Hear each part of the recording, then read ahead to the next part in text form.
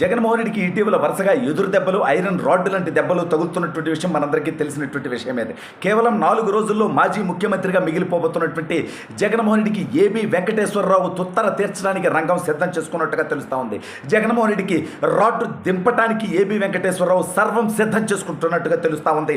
అసలు ఇంతకీ AB plan ఏంటి, జగన్మోహన్ రెడ్డి పరిస్థితి ఏంటి అనేది ఈ వీడియోలో వివరించబోయే ముందుగా ఇప్పటివరకు మన ఛానల్ సబ్స్క్రైబ్ చేయని వాళ్ళు ఖచ్చితంగా సబ్స్క్రైబ్ చేయండి. ఇక విషయానికి వస్తే జగన్మోహన్ రెడ్డి ఎంతటి కులకుష్టు రోగో, మానసిక రోగో, సైకోనో, దుర్మార్గుడో, దౌర్భాగ్యుడో, 420 అవినీతియో, వాదో అరాచకవాదో మనందరికీ తెలిసినటువంటి విషయం. అయితే ఈ నీచుడు 5 సంవత్సరాల క్రితం వెనక్కి ఒకసారి మనం వెళ్తే ఈ రాష్ట్రానికి పట్టినటువంటి పీడలా తయారైపోయాడు. రాష్ట్రం సంగతి పక్కన పెడితే ఏబీ వెంకటేశ్వరరావు గారి మీద కక్ష కట్టాడు.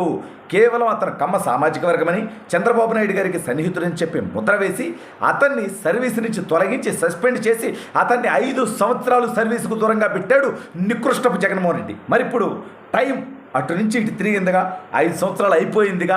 ఇవాళ ఏబీ వెంకటేశ్వరరావు గారు రిటైర్ అవుతా ఉన్నారు. రిటైర్ అయితే అయిపోయినట్టేనా? కాదు, మళ్ళీ సరికొత్తగా రావచ్చు.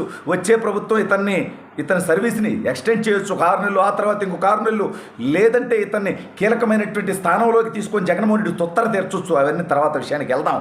ఇవాళ ఏబీ వెంకటేశ్వరరావు గారు ఇవాళ పొద్దున్నే ఆయన పోస్టింగ్ పడింది, జాయిన్ అయ్యారు. సాయంత్రానికి రిటైర్ అవుతారు. అయితే ఇంతటితో క్లోజ్ అయిపోయింది కథ అని జగన్మోహన్ రెడ్డి తన వందిమాగదులు, తన బానిసలు ఊహించుకుంటూ బతుకుతారు. కానీ ఏబీ వెంకటేశ్వరరావు ఒక పోరాట యోధుడు. ఒక ప్రభుత్వం మీద, ఒక అరాచకవాది మీద, ఒక వ్యవస్థ మీద ఒంటరిగా పోరాటం చేసి విజయం సాధించినటువంటి వీరుడు ఏబీ వెంకటేశ్వరరావు చెప్పుకోవచ్చు. నిజంగా 5 సంవత్సరాల్లో ఈ జగన్ అనేటువంటి డెకాయిట్, ఈ జగన్ అనేటువంటి 420, ఈ కులకుష్టు రోగి, ఈ మతపిచ్చి కుక్క ఒక తప్పుడు పని చేశాడు. ఏంటయ్యా అది ఒకసారి మనం గమనిస్తే, ఈ జగన్మోహన్ రెడ్డి ఏబీ వెంకటేశ్వరరావు గారి మీద అవినీతి ఆరోపణలు మోపాడు. ఎప్పుడు ఇది 2019లో అతను అధికారంలోకి వచ్చిన తర్వాత. 2024 మే 31వ తేదీ వచ్చింది కదా. 5 సంవత్సరాల్లో ₹1 ఆయన అవినీతి చేసినట్టు నిరూపించలేనటువంటి నికృష్టపు బతుకు జగన్మోహన్ రెడ్డి ఎందుకు బతకాలి? దీంట్లో దోకొచ్చుగా. సరే, దోకకపోయినా రాబోయే రోజుల్లో మళ్ళీ తిహారుకు పోతాడు, జైలు జీవితం గడుపుతాడు, అది వేరే సబ్జెక్టు. మరి ఏబీ వెంకటేశ్వరరావు 5 సంవత్సరాలు నరకాన్ని అనుభవించాడు. అంటే వేరే రకంగా మానసికంగా అతను ఒక నిజాయితీపరుడైనటువంటి అధికారి అయి ఉండి 5 సంవత్సరాలు తన పోస్టింగ్కి దూరంగా ఉంటూ జగన్మోహన్ రెడ్డి అతని మీద ఆరోపణలు చేస్తూ పదే సస్పెండ్ చేస్తూ, మరీ ముఖ్యంగా క్యాట్ తీర్పిచ్చినా దాన్ని వినకుండా, కోర్టు తీర్పిచ్చినా దాన్ని వినకుండా పదే ఆయన సస్పెండ్ చేస్తూ మానసిక సైకో ఆనందం పొందాడు ఈ సైకో. కానీ చివరి రోజు 5 సంవత్సరాల తర్వాత ఒక సామాన్యమైనటువంటి వ్యక్తిగా పోరాటం చేసి జగన్ అనేవాడి పొగరు అణిచి తను కోరుకున్న విధంగా పోస్టింగ్ తీసుకున్న తర్వాత రిటైర్ అవుతున్నాడు ఏబీ వెంకటేశ్వరరావు గారు. మరి రిటైర్ అయిపోయి వెళ్ళిపోతాడు, ఊర్లో కూర్చుంటాడు, వ్యవసాయం చేసుకుంటాడు అనుకుంటున్నారా? ఈ జగన్మోహన్ రెడ్డి లాంటి వాళ్ళ తుత్తర తీరుస్తాడు. పోస్టింగ్లోకి రాగానే ఇవాళ పోస్టింగ్లో ఉన్నాను, విధి నిర్వహణలో ఉన్నాను కాబట్టి రూల్స్కి వ్యతిరేకంగానే మాట్లాడినాడు అంటే రేపు నుంచి జగన్మోహన్ రెడ్డి తుత్తర తీర్చేటువంటి కార్యక్రమం పెట్టుకుంటాడు.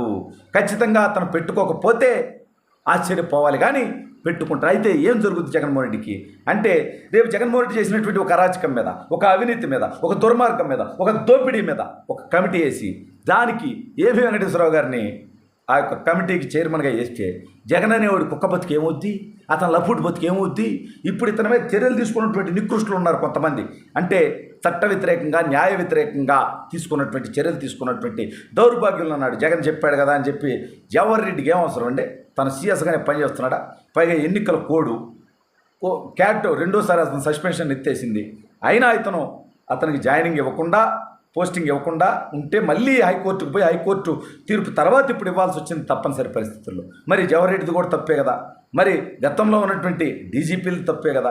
ఈ అధికారులందరూ తుత్తర రాబోయే రోజుల్లో తీరుతుందా అంటే, ఒకసారి జగన్మోహన్ రెడ్డి చరిత్ర చూడండి స్వామి. తన తండ్రి ముఖ్యమంత్రిగా ఉన్నప్పుడు తను అనేక మందితో తప్పుడు పనులు చేయించి వాళ్ళందరినీ జైలు పాలు చేశాడు. ఉత్తమ ఐఏఎస్ శ్రీలక్ష్మిని ఇవాళ జైలు పాలు చేసి సర్వనాశనం చేశాడు. సరే, మళ్ళీ వచ్చాము, అక్కడే ఉన్నాను, అది వేరే విషయం. రాబోయే రోజుల్లో ఏం జరుగుద్ది అనేది తర్వాత చూద్దాం. అయితే ఇప్పుడు ఉన్నటువంటి జవహర్ రెడ్డి, ఇతనితో పాటు డీజీపీగా ఉన్నటువంటి కసిరెడ్డి రాజేంద్రనాథ్ రెడ్డి, ఇతను కాకుండా మరికొంతమంది బానిసలు. సరే, ఇప్పుడు నాబోటి వాళ్ళ మీద కూడా కేసులు పెట్టారు, 9 కేసులు పెట్టారు. సిఐలు, ఎస్ఐలు, పెట్టినోళ్ళు, పెట్టించినోళ్ళు, వైసీపీ ఎమ్మెల్యేలు, వాళ్ళు పెట్టమంటే పెట్టినటువంటి వైసీపీ నాయకులు, కార్యకర్తలు, వాళ్ళందరి తుత్తర రాబోయే రోజుల్లో తీరుద్ది ఖచ్చితంగా. 9 మందికి మీ తుత్తర తీర్చేటువంటి బాధ్యత నేనే తీసుకుంటా అని చెప్పి నేను వ్యక్తిగతంగా నిర్ణయం తీసుకున్నప్పుడు ఏబీ వెంకటేశ్వరరావు లాంటి వ్యక్తి 5 సంవత్సరాలు అతన్ని ఇబ్బంది పెట్టినటువంటి వాళ్ళని వదిలిపెడతాడా?